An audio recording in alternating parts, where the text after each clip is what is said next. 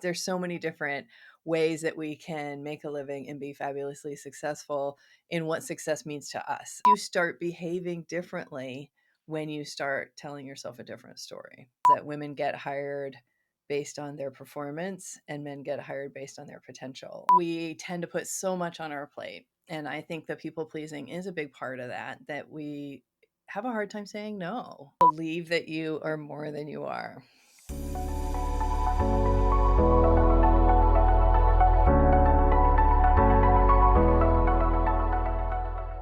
Welcome to Loud and Lifted, the podcast where we turn up the volume on women rewriting the rules of leadership and success. I'm your host, Betsy Hamm.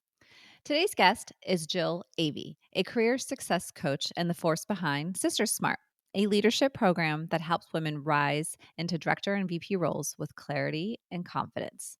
Jill works with high-performing women to expand their influence, develop their leadership strengths, and navigate gender bias without burning out or playing small. In this episode, we dig into beliefs and behaviors that quietly hold us back, like the busyness trap, people pleasing, and your inner critic. If you ever felt like you had to hustle harder just to prove yourself or wonder why confidence doesn't always come with competence, this conversation is for you.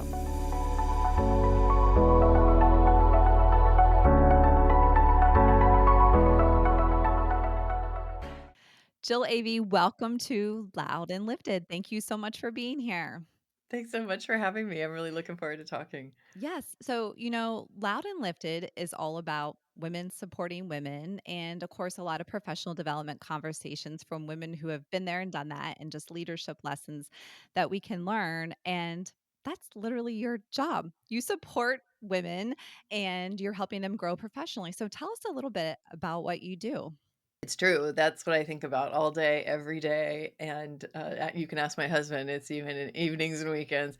I'm just sort of obsessed with how we can help women move up through the the corporate ladder basically. And I say that because it's not always the corporate ladder. Sometimes it's, heading off to do an entrepreneurial thing, or, there's so many different ways that we can make a living and be fabulously successful in what success means to us. And so that's one of the things that I really love, is to help women find what that is. And, if that is getting promoted within an organization, how can they get that visibility and have people see what their true potential is? Because I feel like so many women get overlooked because they're not that classic male model that shows, that executive presence. That's kind of the classic mold that we're trying to fit in sometimes.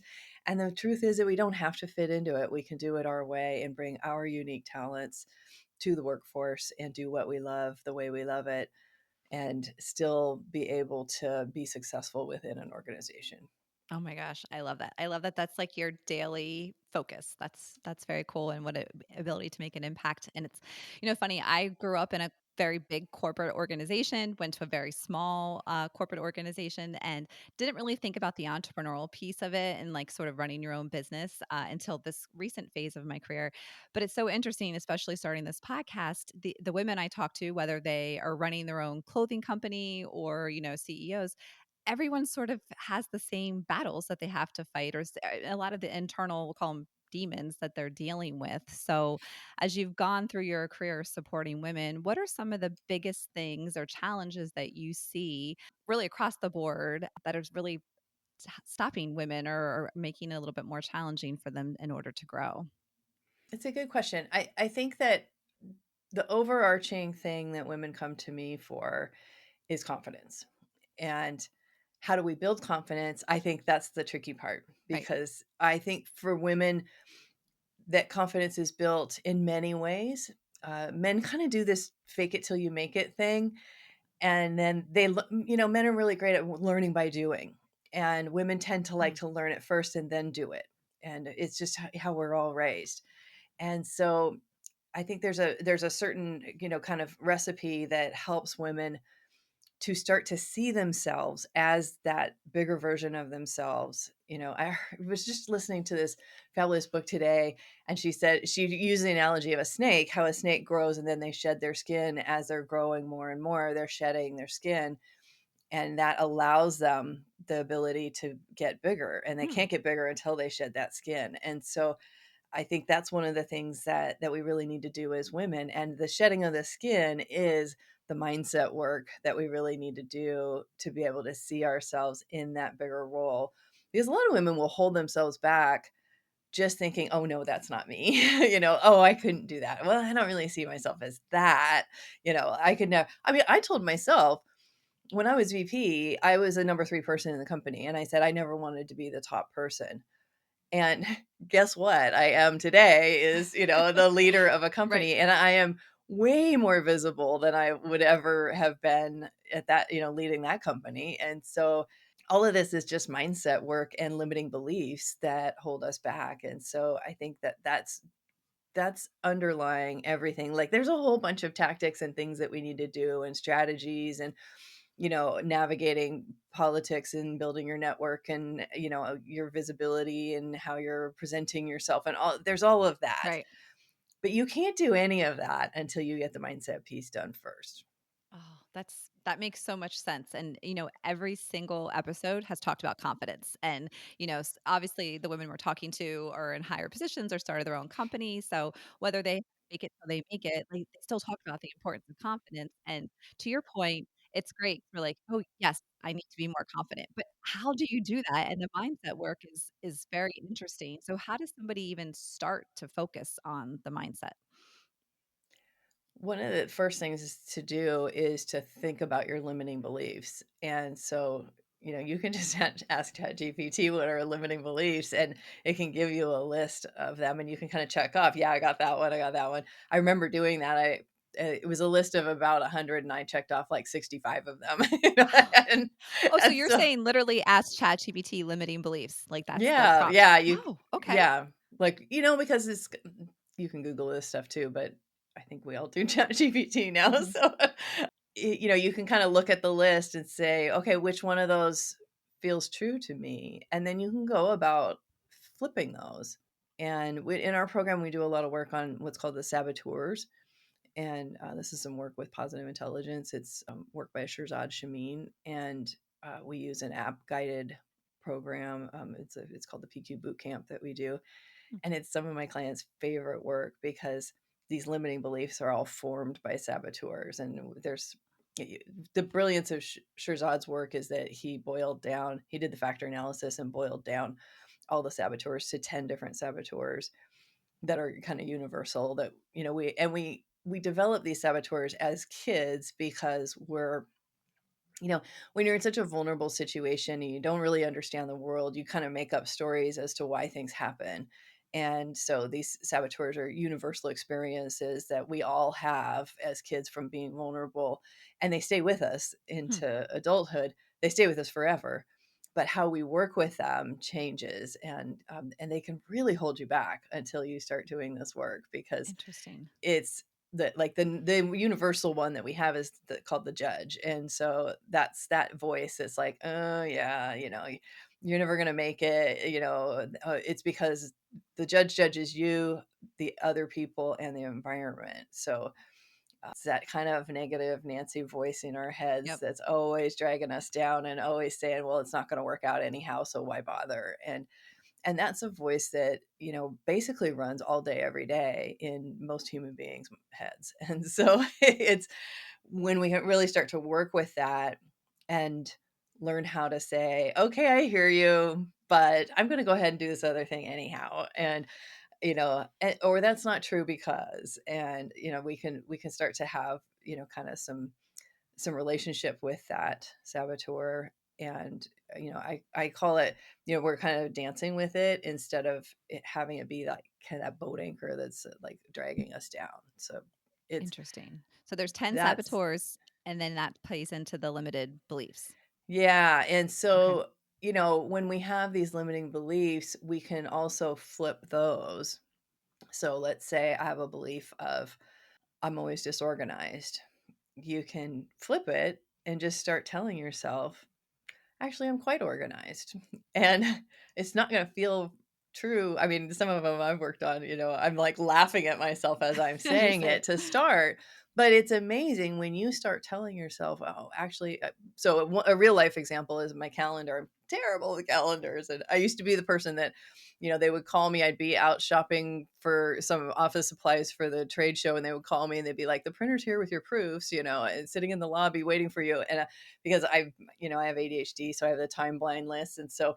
I used to always tell myself I was terrible with calendars. And so, what I did to flip that is I said, that's not like me. Hmm. And whenever I had a calendar snafu, I was like, "That's not like me. Actually, I'm really good with my calendar."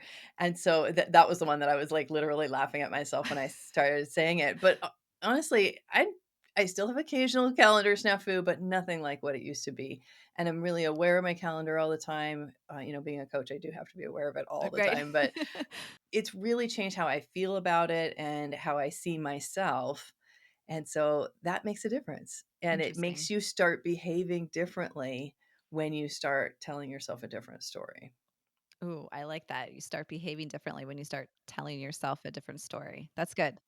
That's Yeah. definitely that'll be one of our key takeaways for sure. And it's funny because I was thinking as you were saying that an example that comes to my mind is when I was first starting off my career as a marketing person, and of course, marketing people, especially 20 some years ago, would get a bad rap about accounting or just not understanding numbers, right? And you start to believe that, and I just maybe wasn't exposed to it, and I was like, you know what, I'm not going to be that marketing person who doesn't understand the finances and the numbers. So granted, I went to get my MBA, which was helpful, but I would correct people. I'm like, I'm not bad with numbers. I'm fine. Like I can Mhm. review spreadsheets. I can review P&Ls. Like I'm not going to necessarily create it, but like I'm fine. And I had to like convince myself and do a little work on the side to get better. But yeah, it was like, and if you say that, then I feel like other people are saying that. Like if you're telling me you're bad at your calendar and you miss something, I'm like, oh, well, yeah, Jill, you're always bad at your calendar. Like it just, people start to believe that around you. Exactly.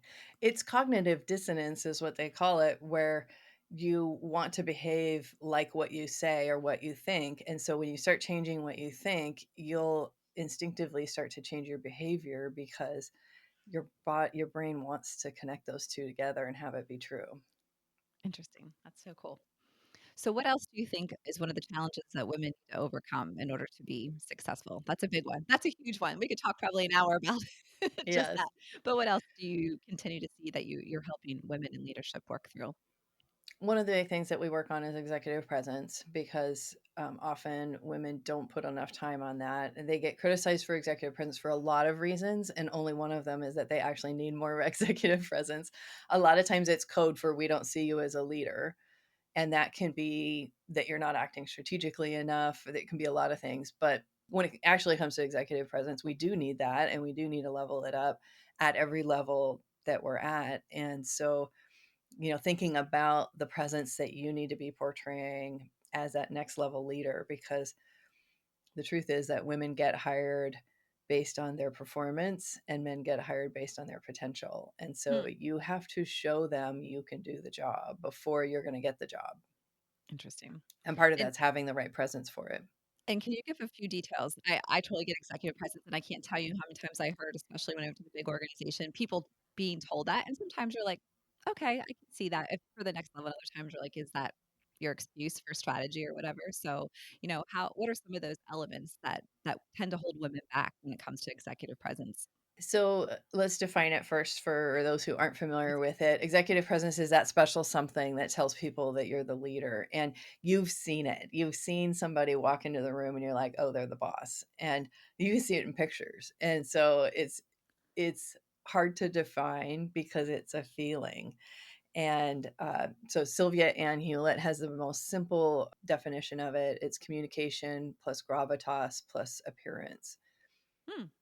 Now, what is gravitas? That's a little bit hard to define Right, as right. well, Can but you spell that that's too? I'm just kidding. yeah. But it's comprised of so in our program we use the Bates communication model because it's a little bit more sophisticated as far as it has a lot more nuance to it. It has 15 different facets. The facets that I find that women most often need to work on is the assertiveness piece, which is something that actually I think almost everybody needs to work on. It's not just women, but it is something that it's hard to be assertive because assertiveness is about taking on healthy conflict and resolving things in a way that doesn't shut others down. And so, we have a lot of people pleasing and perfectionism kind of influences in how women are raised.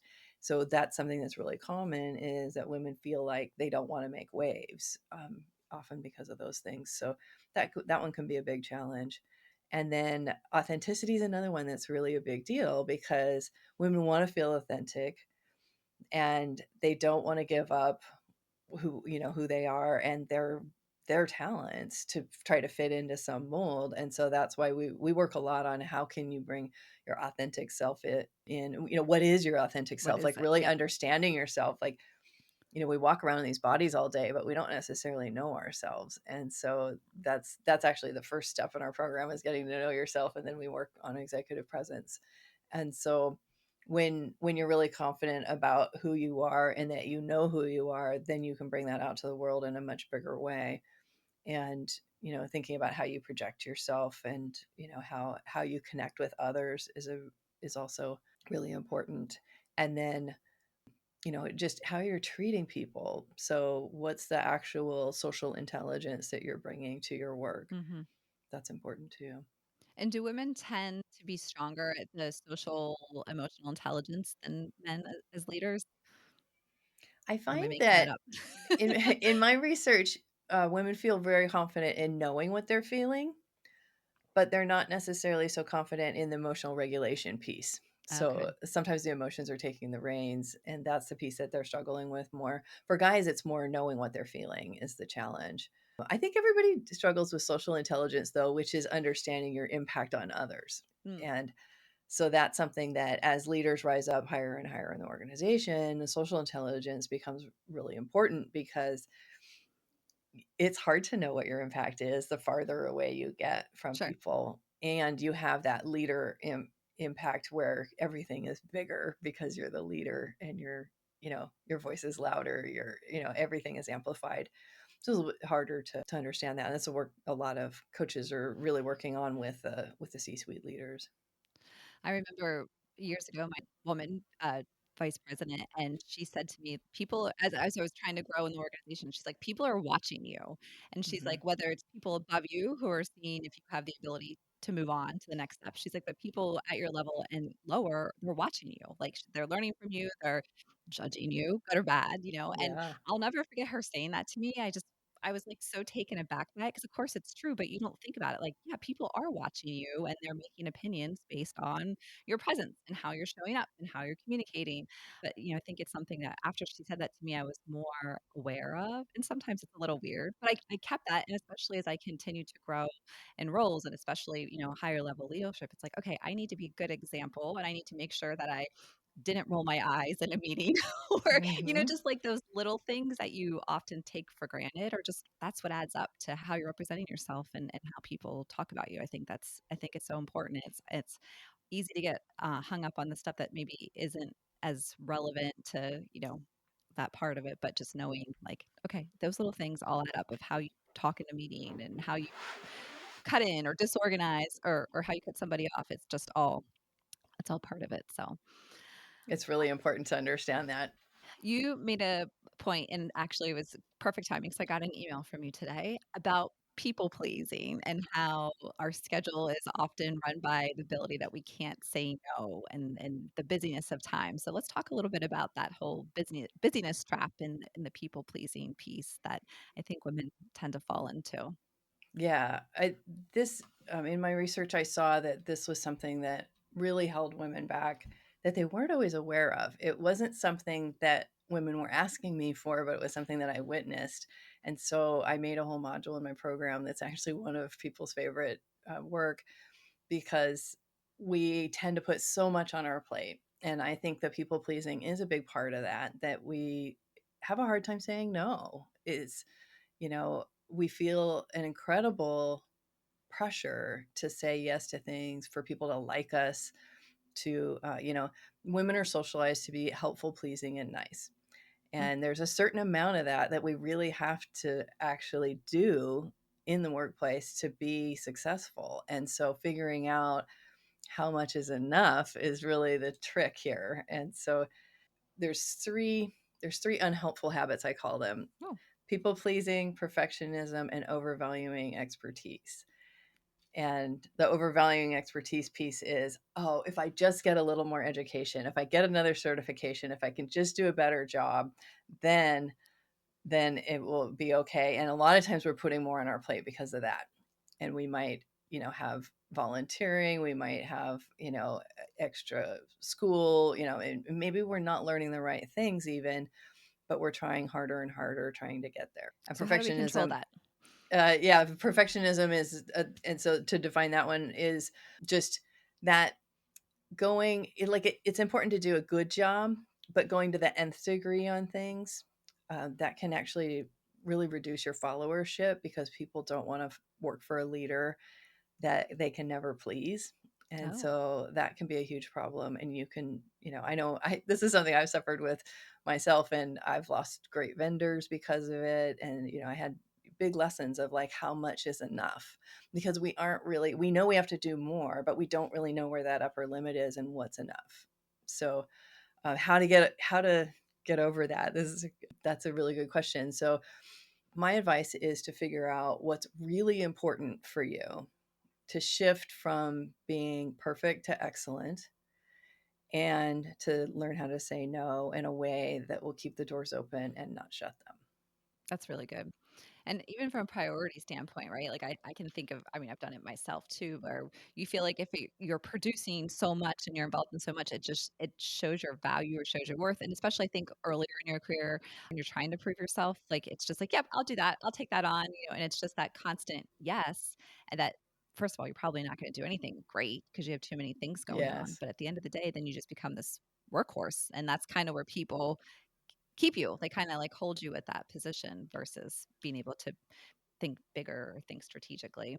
This is a big problem with the women that I work with, because I tend to work with women at the director and VP level who want to move up, and they'll get stuck at their level because they're so valuable where they are, and they're not taking the time. They're working too hard in the job, and they're not working on their career, and they're not taking the time to create the relationships that they need to move up to the next level. And so it's a really important one. Interesting. And that's very different skill set, right? Like I think there's been times in my Hmm. career where you see somebody who's really good at executing and doing tasks, and that's great. You need those people, but that might not be the same person who can lead a team, think strategically, connect the dots, go out and work on their career. So there's Yeah. kind of two different skill sets, and sometimes I think you can transfer those, move to the next level, but then sometimes it's not. And that's okay too. But I think it's trying to figure out where you want to grow and what you want to do. Yeah, that's a good point. Like figuring out if you like being the doer or the leader is an Right. important step, because if you don't value leading, you should not move up in that way. You can move Right. up in different ways and master your craft, but it's helpful to figure out if you want to be in leadership or not for the love of leadership, Right. because if you don't love it, oh, it's going to be Yeah, don't miserable. do it for the title, don't do it for the money, right? Like, you're No. gonna be miserable. There's a lot that comes on with leading a team or, having more responsibility. I think sometimes people forget that part. They're like, "Oh, more money. That sounds good." And Yeah. But if you don't don't really like step working with into it. humans and you don't Right, like problem solving, then right. you're gonna get burned out. Exactly. So how do we think bigger, and how do we have that permission to expand and grow? Sort of back to the snake. Yeah, thinking bigger is a continual practice in my mind. It's something that you always have to be thinking about. One of the things that's a really great habit to do is, I call it daily wins journaling. And just at the end of every day, I'm an advocate of planning your day at the end, planning your next day at the end of the day. That's how I sleep well every night. But also in that process, writing down three, maybe five things um, that are going well, things that went well today. It's incredibly confidence building to day after day after day look at what you did well. And we so rarely do that. We accomplish something and then we run on to the next Yep. thing without even a moment's, thought about, how did I do that? What was it that I brought to this? And, just stopping to think about that every day really helps you to start believing in yourself and believing in what you can do. And one one saying that I love to remember is, confidence doesn't mean that I know how to do it all. Confidence means that I'm going to be able to figure it out when I get there. I love that. That's great. And you said you write those down, right? That's like you're writing your Yeah. wins down. I think that's really important. And it's funny because that just reminded me early in my career, I had a boss who told me to start a victory folder. And this is maybe when everything wasn't so digital. But then I did have it on an email at some point where whether maybe it was a nice email somebody sent to you saying great job on this project or just something that was positive, I put it in this folder, whether it was, paper folder or email. And I would just kind of do it as I went. And then every once in a while, maybe if you're having a bad day, I'd pick it up and be like, "Oh, okay. I don't suck." Like, Yeah. it was just sort of that, like, because 'cause you're right, we're moving so quickly and we forget those wins and we forget those victories. So I love the idea of doing that on a daily basis because there's always something. But I think that's great to think about it and then also write it down because that goes back to that confidence building, and we all need to focus on building the confidence. You know, I love that because one of the things that I actually even advocate is making a notebook with your victories. And, Nice. if it's an email, you can print it out and put it Yep. in there, but it's something that you can just flip through on those days where everything seems to be going wrong and you need that reminder. And it's just right there and you can just take it off the shelf and look at it. And not, like having it all pre-compiled is really important. And one of the other things that I like to recommend is to keep track of your wins in a separate notebook so that you've got just page after page after Mm. page of things that are going well and that you've done well. And that's really fun to look through it That's as awesome. well. So we're gonna have a win notebook, and we're gonna write down the things that we're doing well. I love that, and we're gonna also do the mindset work, right? So those are like our kind of like our things that are very actionable that all Yeah. help go back to building that confidence. So those And are if all you go great. to my YouTube channel, I do have a really popular meditation that's called Your Mm, Future Self meditation. And it helps you to visualize what you're going to look like in the future. And it's amazing how it just sort of happens. It starts to come to life when you start to picture yourself more vividly in that future state. interesting. I love that. I will definitely check that out. You touched on this a little bit, but I find this super interesting, especially because I have teenage daughters, is the whole gender socialization and kind of breaking the old scripts. So I think we know how we're the pleasers and the helpers, and maybe we're quietly ambitious. But how do we now, as adult women, or maybe if we're raising girls, how do we break, and boys too, how do we break some of those gender norms that we've been socialized? I love how much we're breaking them right now. And like I've studied a lot about where we came from and, where, how we got to where we are. But I love how much that, things just are really changing and shaking up. And so that's something that, I mean, I've always been one. I was kind of a tomboy growing up, so I've always been one to be pushing all those norms and pushing the envelope. And I was, one to, do crazy sports that weren't typically things women did and, stuff like that. And my aunt was a sprinkler fitter and so it's just been something I've always really enjoyed. And I just think when it comes to women in STEM and things like that, my sister's a scientist Mm, and dad's an engineer, so I have women friends that are engineers. And it's just, don't ever believe that you can't do it, even if it's something that seems weird. There's always a way, there's always somebody else that's done it. If Look for the role models, because there are women who have broken every single stereotype. And so look to them and look to see what's possible rather than looking around you and seeing what everybody else is doing. that's awesome. So, if you could wave your magic wand and change one thing about women in leadership, and especially some of the things that you're dealing with your clients, like what's that one thing that you think if women could change universally, we would be all in a better place?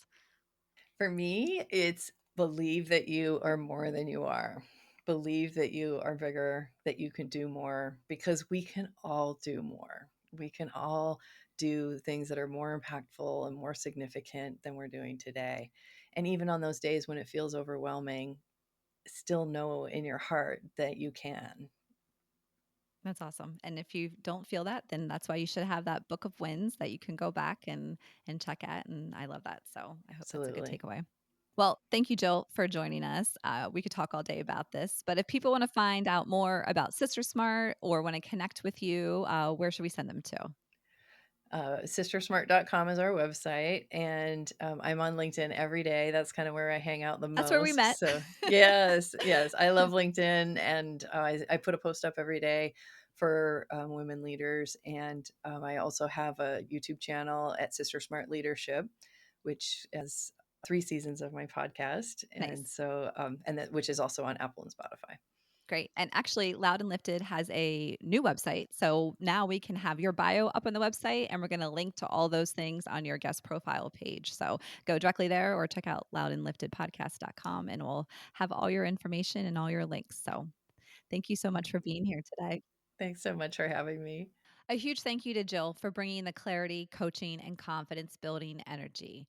From journaling your wins to reframing your inner dialogue, this episode was packed with practical tools and powerful reminders. If something in this conversation resonated with you, please share it with another woman who needs to hear it. Don't forget to subscribe to Loud and Lifted, follow us on Instagram, and keep showing up loud, lifted, and fully yourself. Until next time.